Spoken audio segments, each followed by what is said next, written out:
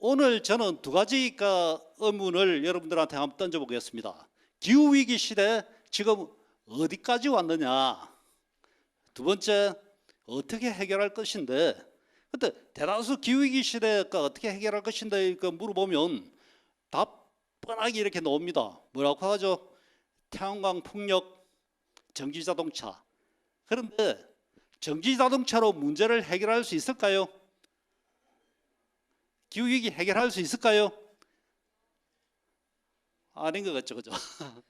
그래서 오늘 그 얘기를 한번 같이 해보고자 합니다. 기후위기가 무엇인가 이런 얘기를 하다 보면 의외로 이제 조정할 때까지요, 이런 얘기를 하는 분들이 많습니다.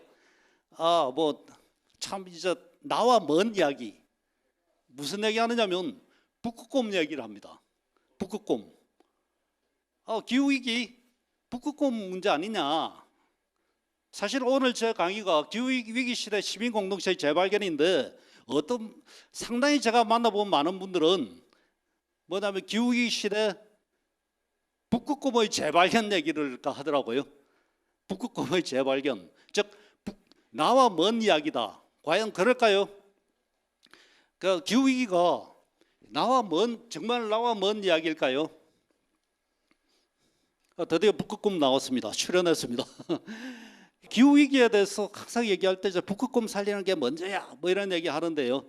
자, 북극곰 왜 이런 얘기를 할까 가만히 생각을 해보면 이런 책을 많이 읽어서 그렇습니다. 독서를 많이 했어요. 책에 거의 이런 얘기들이 많이 나옵니다. 기후위기, 북극곰의 위기가 먼저고, 인류는 북극곰이 죽고 나면 그 다음이야. 즉 뭐라죠? 예고편, 북극곰의 위기가. 근데 과연 그럴까요? 북극곰 어떻게 살릴 수 있을까요? 어떻게 살릴 것인데요. 제가 이제 그런 분들한테 이런 얘기를 합니다. 북극곰을 살려면 사람이 바뀌어야 된다. 사람이 바뀌면 북극곰이 살 수 있습니다. 그런데 인간이 바뀌지 않으면요, 북극곰은 죽을 확률이 더 큽니다. 오늘 이 이야기를 할 저는 사실 기후 농가입니다. 23년간 그동안 아까 아시아에 나무를 심었다고 하는데, 사실은 이제 나무 심는 것보다도 기후위기 현장에서 미얀마나 몽골이라든가 기후위기 현장에서 23년간 활동을 한 활동가입니다. 그런데 이제 그렇게 하다 보니까 2015년도에 여러분 이제 유엔에서 인권상 받은 분 본 적이 있습니까?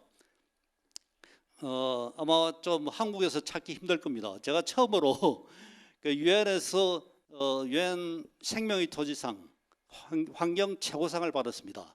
그러면 이제 드디어 이제 세상이 날 알아주는구나. 그리고 또 이제 생활이 좀 나아지겠다 그런 생각했는데요, 똑같더라고요. 그래서 제가 이제 이런 책을 하나 썼는데요. 한그루 나무를 심으면 천개의 복이 온다. 기후위기에 대해서 사실 더 알고 싶으면요, 이 책을 보시면 됩니다. 기후위기 현장의 생생한 얘기를 여기에서 담았고요. 사실 기후위기에 대해서 얘기할 때 굉장히 중요한 것은 여러분 속도입니다. 여러분들이 기후위기 속도, 왜 속도가 중요할까요? 그 속도는 지금 어떻게 진행되고 있을까요? 자, 산업혁명 이후에 과학자들이 얘기합니다. 산업혁명 이후에 1.5도 온도가 올라가면 그거 시한폭탄이야. 과학자들이 얘기합니다. 제가 2018년도에 과학자들이 1.5도씨 얘기를 할 때 바로 유엔에 같이 있었는데요. 그들이 얘기하는 것은 이렇습니다. 1.5도가 오르면 그 전까지는 난극이 녹지 않는다고 합니다. 그런데 그 이후부터 난극이 본격적으로 녹기 시작한답니다. 그러면 난극이 녹기 시작하면 어떤 일이 일어나죠? 난극이 녹기 시작하면 그때부터 해수면 상승만이 아니고 심각한 해일 폭풍 이런 것이 일어납니다. 자, 그러면 기후위기 속도가 어떻게 올라갈까요? 자, 2018년도에 1도였습니다. 2019년도에 1년 지나서 1.1도였습니다. 또 1년 지나서 작년 2020년도에 1.2도 올랐습니다. 유엔이 올해 1월 달에 발표합니다. 1.25도 올랐다. 그럼 1.5도 오르기 위해서는 보니까 어떻습니까? 1.5 빼기 1.25, 0.25도입니다. 이게 지금 어떻습니까? 1년마다 0.1도 오르기 때문에요. 2025년도가 오면 사실 1.5도 오릅니다. 자, 기후위기 속도 지금 굉장히 빠르게 진행됩니다. 그만큼이나 국제사회가요, 기후위기에 대응하는 속도도 빠릅니다.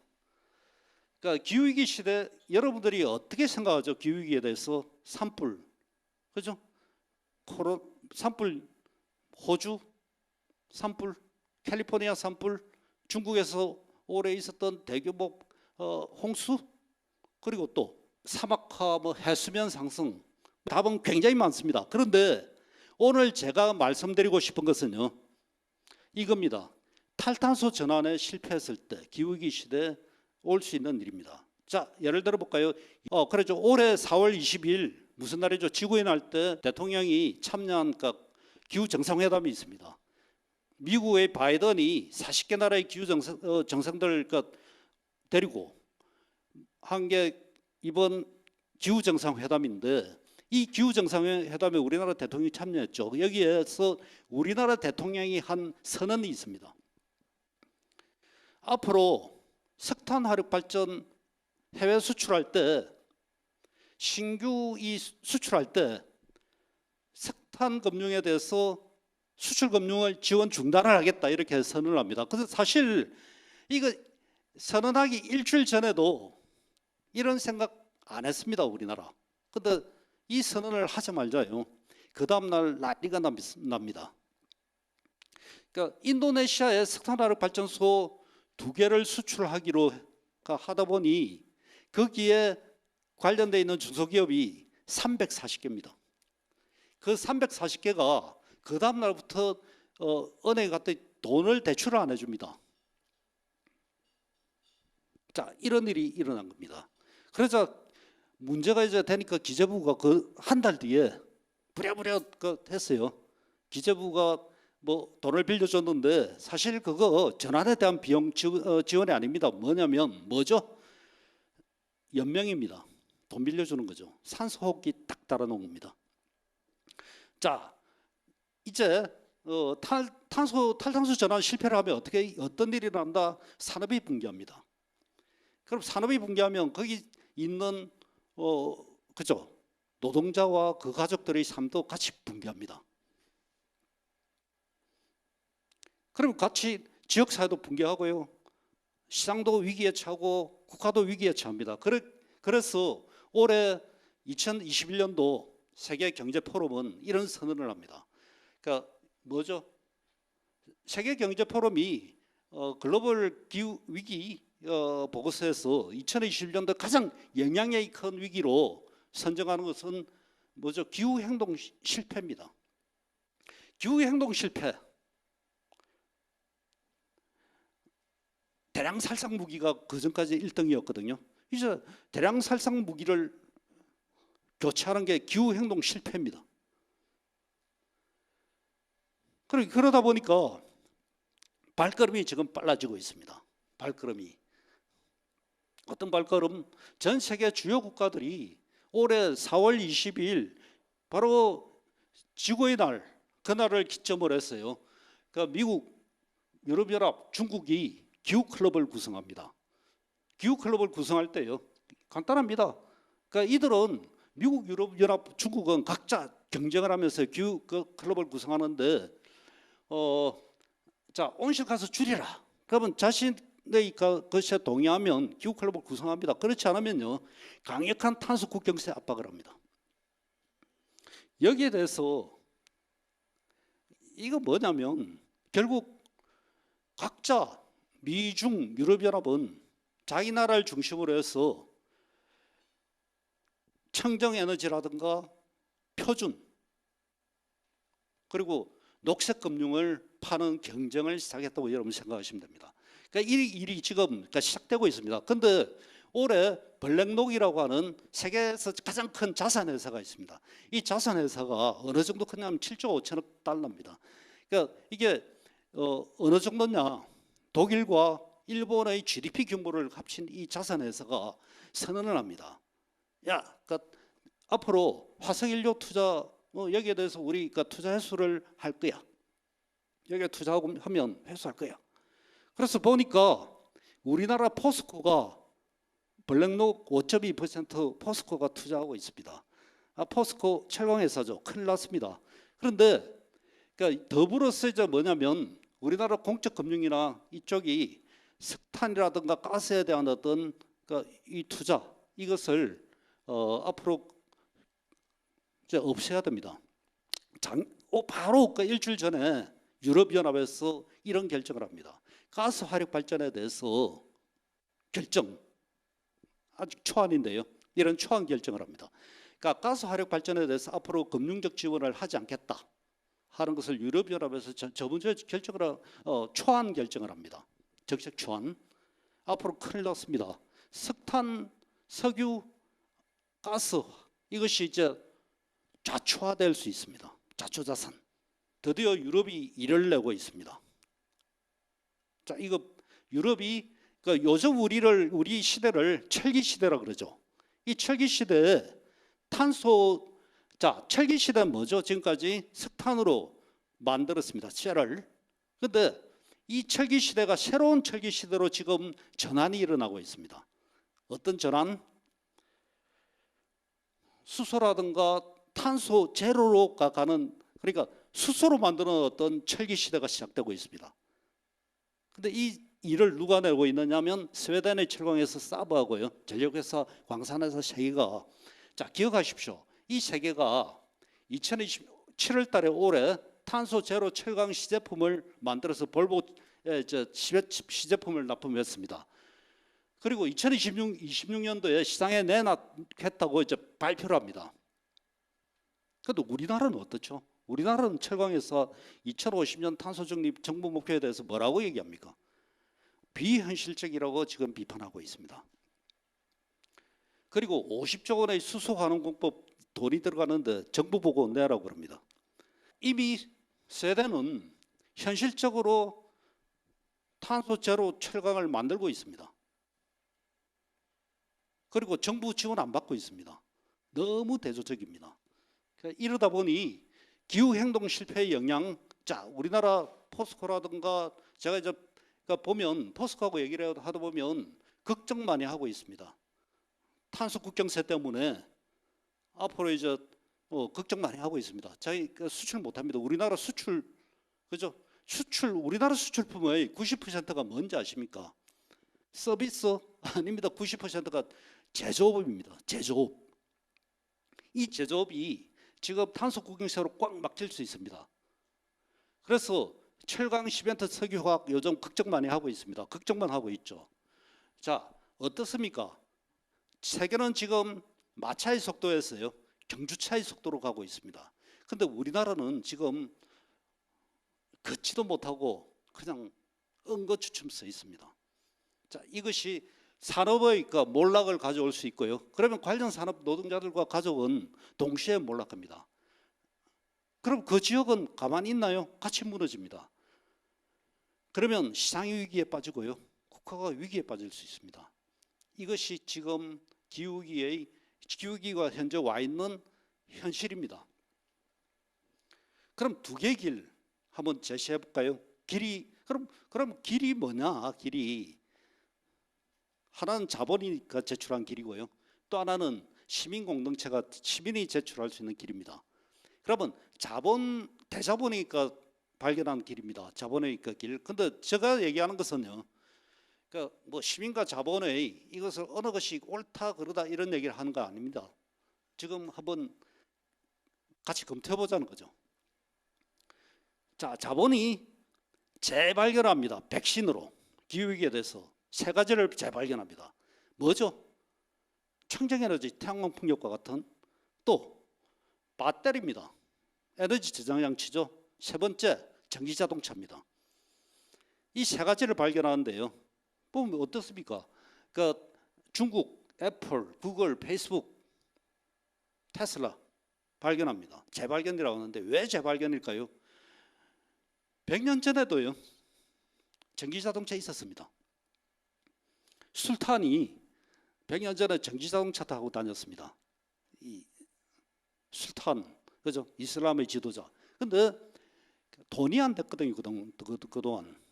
근데 지금은 돈이 된다는 것에 대한 재발견입니다. 그런데 제가 여러분들한테 묻고 싶은 것은 자, 이겁니다. 이분의 얘기에 대해서 여러분은 어떻게 생각하는지. CNN을 제가 봤을 때요, 일론 머스크라고 테슬라 자동차 회장님한테 CNN 제가 봤을 때 이런 얘기를 묻습니다. 일론 머스크, 기후위기 문제 해결을 어떻게 해? 했더니 일론 머스크 대답합니다. 쉬워. 뭐라고 하는지 아십니까? 우리 제품 쓰면 돼.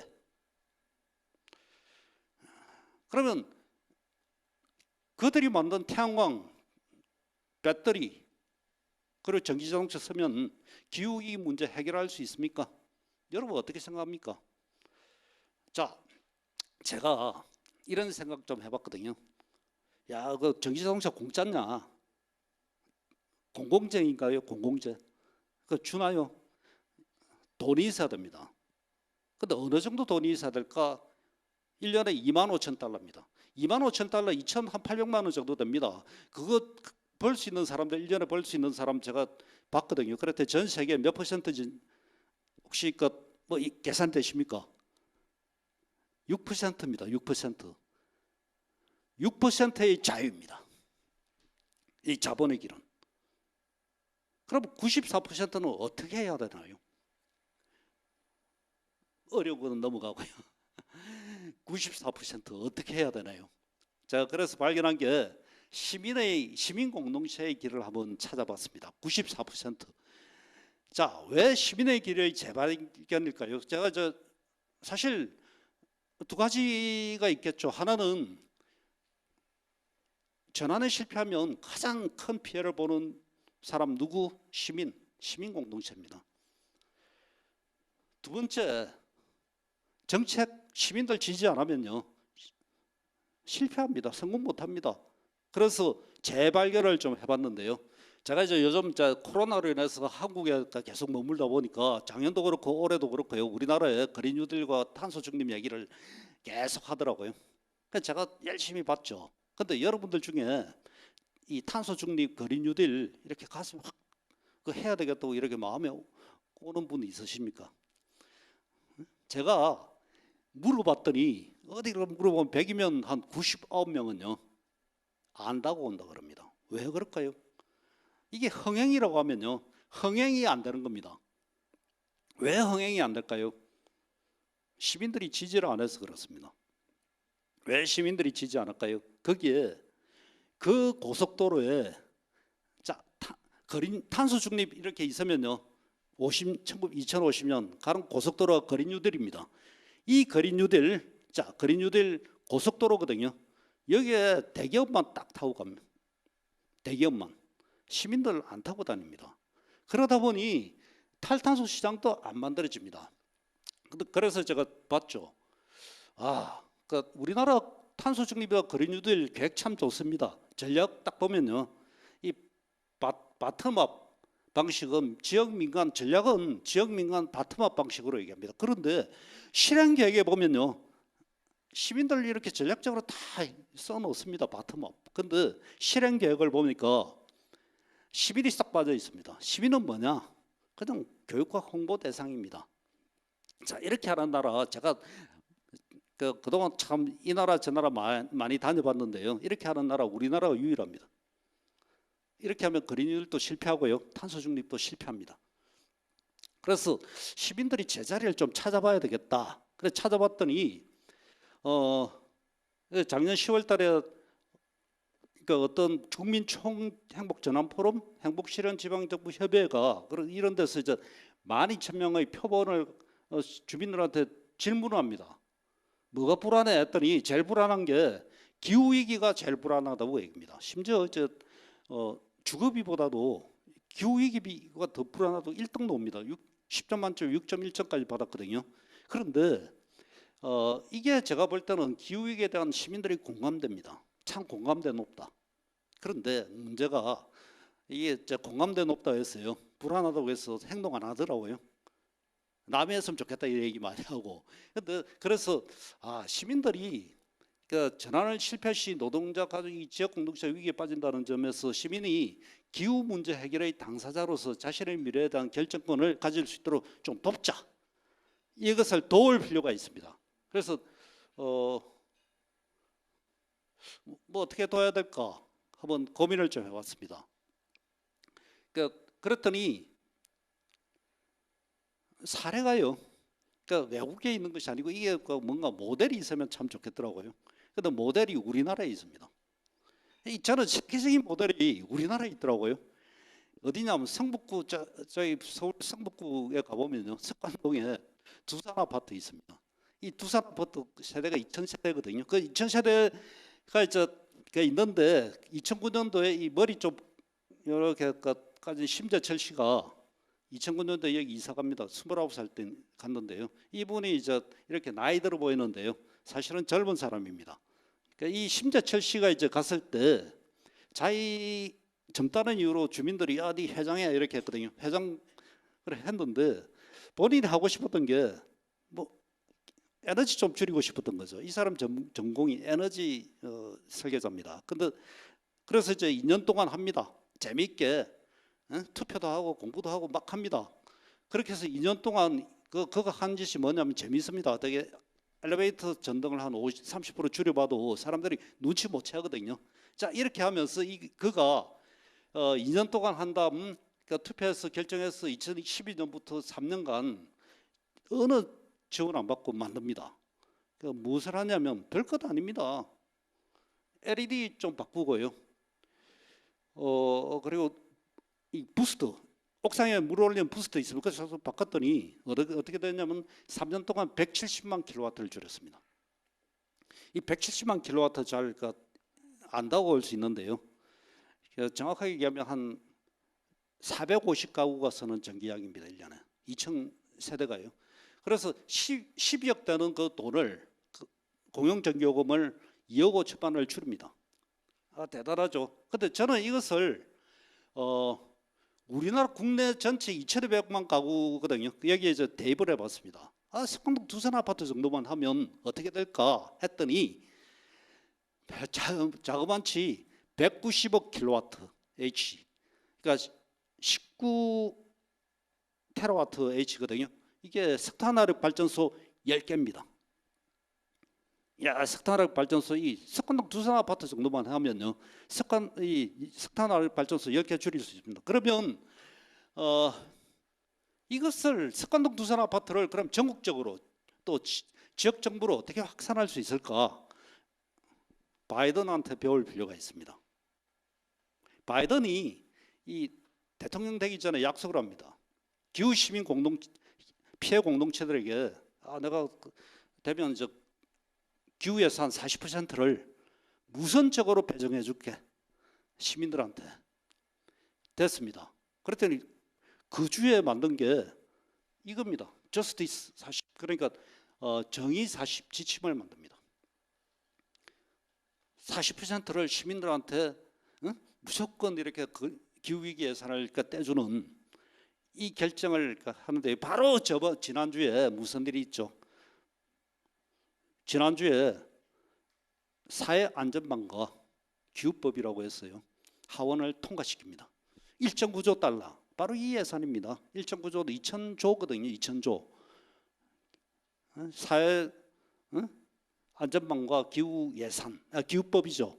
2,000조 중에 40% 800조 원을 시민 공동체에게 투자하겠다고 합니다. 이렇게 해야지, 이 정도가 쏟아부어야지 시민들이 움직입니다. 이거 배워야 됩니다. 즉 다시 말해서 석관동 두산 아파트를 전국적으로 만들 수 있는 길은 바이든한테 배울 필요가 있습니다. 근데 바이든은 또 누구한테 배웠느냐?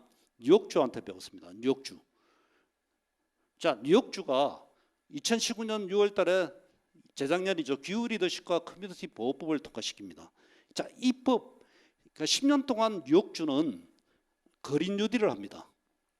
그러면서 10년 동안 한 게 뭐냐면, 뉴욕주 10년 동안 한 게요, 950만 명입니다.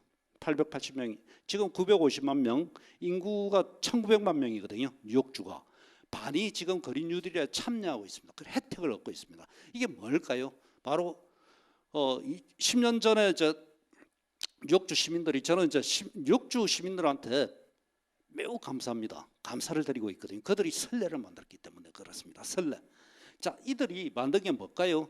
그러니까 10년 동안 그들이 한 것을 보면 2014년도에 쿠오모 지사가 뭘 하냐면 온실가스 줄이기 위해서 기후변화법을 만듭니다.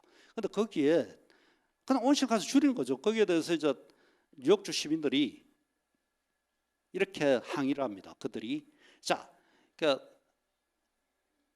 흑인들이 거주하거나 라틴계가 거주하거나 저임금 거주하는 거주자들이 사는 거기가 기후 위기로부터 가장 큰 피해를 보고 있어. 그러니 우리 보호해주고 지원해줘.